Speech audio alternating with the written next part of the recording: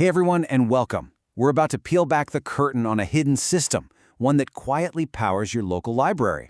See, that single building on the corner is actually a gateway to a massive global web of knowledge. So let's dive in and see how it all works. Okay, let's be real, we've all been there. You get super excited about a book, you search your library's catalog, and nothing. It's a dead end. So frustrating, right? But what if I told you that brick wall you just hit was actually a door? You know that little moment of frustration you feel? Well, imagine that times a million. That's the challenge every single library faces every single day. They've got limited shelf space, tight budgets, and this constant, never-ending explosion of new information being published. It's a huge problem. So, to solve this impossible problem, librarians built something absolutely incredible. A solution so powerful that, yeah, it gets that book into your hands, but it also completely rewrote the rules for how all of us find and share knowledge. So, first things first, let's really dig into the scale of this problem. What exactly is this impossible task that libraries are constantly up against? This quote just nails it, doesn't it? It's a simple, profound truth. No single library, no matter how big or well-funded, can possibly own everything. It's just not physically or financially possible. So they realized if they couldn't own everything, they had to figure out a new way to provide everything. And that leads us to their brilliant, game-changing solution. If you can't build your collection taller, you have to build it wider. In other words, you've got to connect.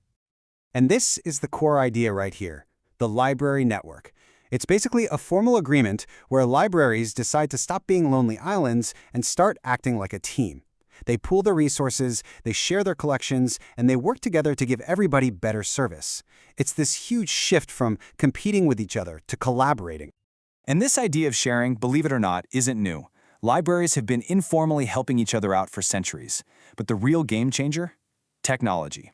When the first computer networks flickered to life in the 1970s, they laid the foundation for what we have today, these incredible global webs that connect libraries across entire continents. Okay, so how do these massive networks actually tick? What are the real nuts and bolts holding this entire system together? Let's break down the most important parts. Now, when you hear the word network, your mind probably jumps straight to the tech, right? You're thinking servers, fiber optic cables, all that complex software. And yeah, all of that is absolutely crucial. But what do you think is the single most important piece of the puzzle?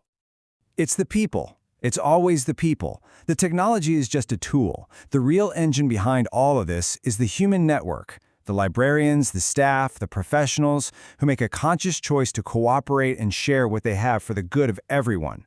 Without that fundamental agreement, the best tech in the world is just a pile of wires. Of course, that human desire to share needs a structure. And this is a great way to picture it. You've got the online databases, that's the network's shared brain. The computer and software infrastructure, that's the skeleton holding it all up. The data networks are the nervous system, zipping messages back and forth.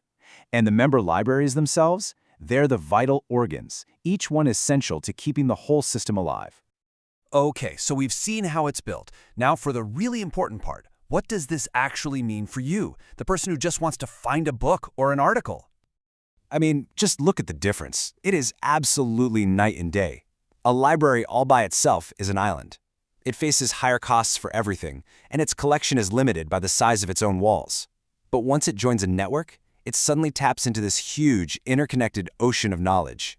Costs get shared, which gives them incredible group buying power, and their collection, it instantly expands from maybe a few thousand items to millions. So here's how that magic of an interlibrary loan actually works. It's pretty simple. You put in a request, your librarian then uses what's called a union catalog, which is just a giant shared database of everything all the member libraries own, to find a copy. A request gets sent out and that book is shipped from that other library straight to yours for you to pick up. Seamless, simple, and seriously powerful. And believe me, it goes way beyond just borrowing physical books. These networks let libraries share the time-consuming work of cataloging new items. They team up for consortium purchasing to get much better deals on super expensive e-resources and databases. They can deliver specific articles right to your inbox electronically, and they even work together on huge digital projects like scanning and sharing rare historical maps for everyone to see. So where is all of this headed? I mean, the scale is already pretty mind-blowing. but it really points toward an even more connected, even more open future for information. Just let this number sink in for a second. 25,900 in over 170 countries. That's the number of libraries connected and sharing through just one of these networks, a group called OCLC.